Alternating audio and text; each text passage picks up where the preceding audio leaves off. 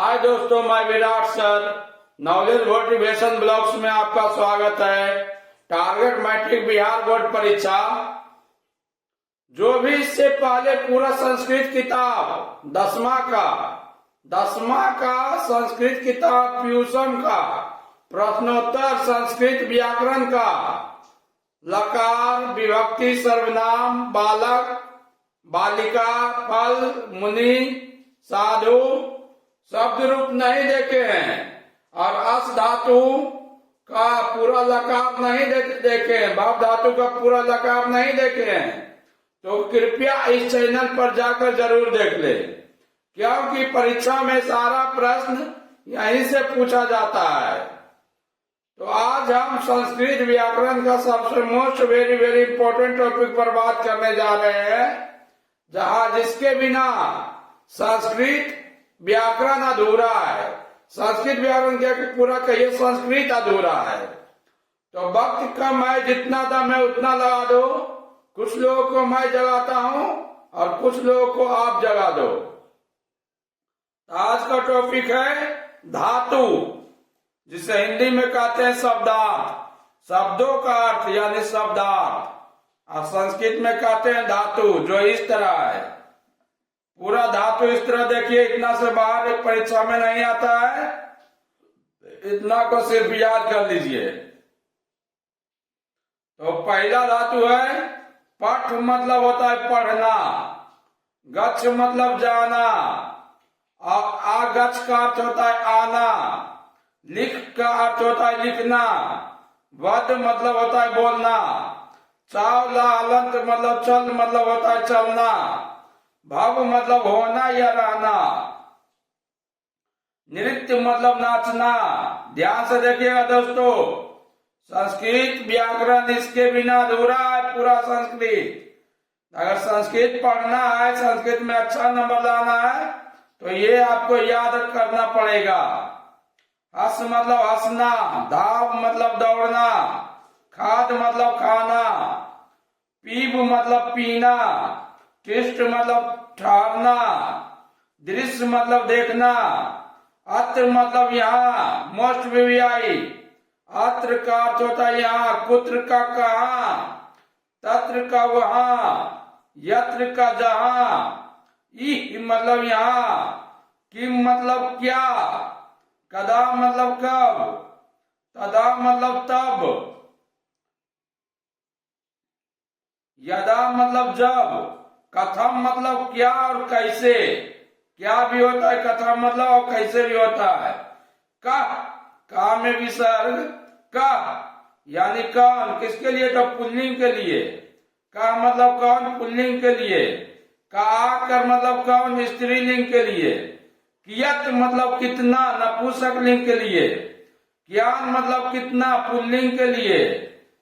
कियति मतलब कितना, स्त्रीलिंग के लिए। कीमती मतलब क्या।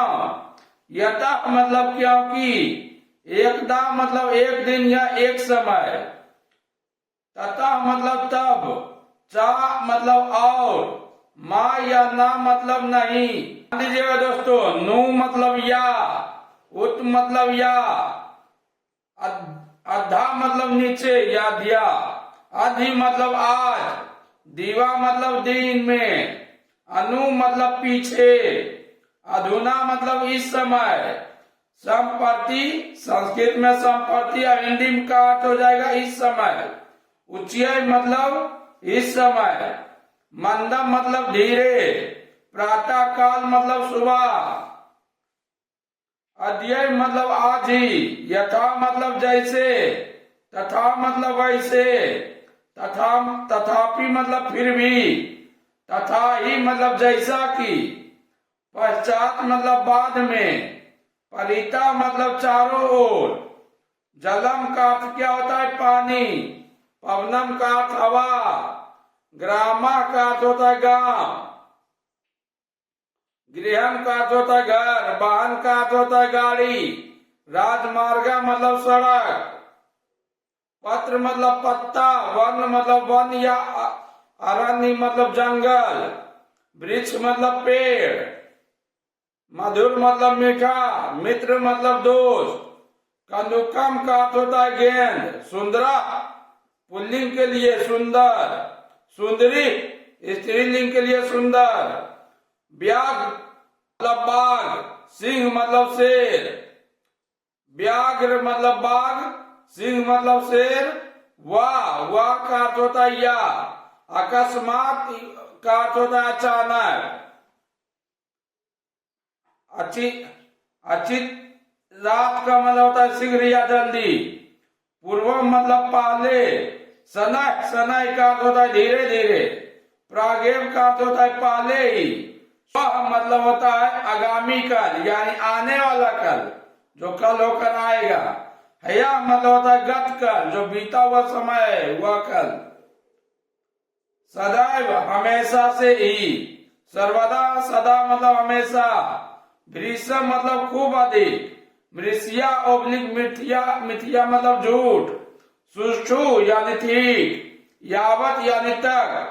ही ओब्लिक नूनम, ये ही रहे या नूनम रहे, दोनों का अर्थ अवश्य होता है। बाही बाहर। प्रति ओर, बिना बिना, भी डरना, वृथा व्यर्थ। प्राक ओब्लिक पूरा पहले। प्राय का अर्थ होता है साधारणा, साधारणता। प्राय का अर्थ होता है साधारणता। भूयो भूया का अर्थ होता है पुनः पुनः या बार बार। सर्वथा मतलब चारों ओर। सर्वथा मतलब सब तरह से। सहसा का अर्थ होता है अचानक। सायं का अर्थ होता है शाम का समय। रहा एकांत। शाश्वत सदा एवं हमेशा। गजा हाथी। चलचित्रम फिल्म। शिक्षका शिक्षक। ओदना मतलब भात, चावल वाला भात। द्विदलम मतलब दाल, खाने वाला दाल। भराता भाई। सौश्री बहन। माता और जननी मतलब होता है माँ। पिता और जनक मतलब होता है बाप या पापा कह सकते हो, या पिताजी।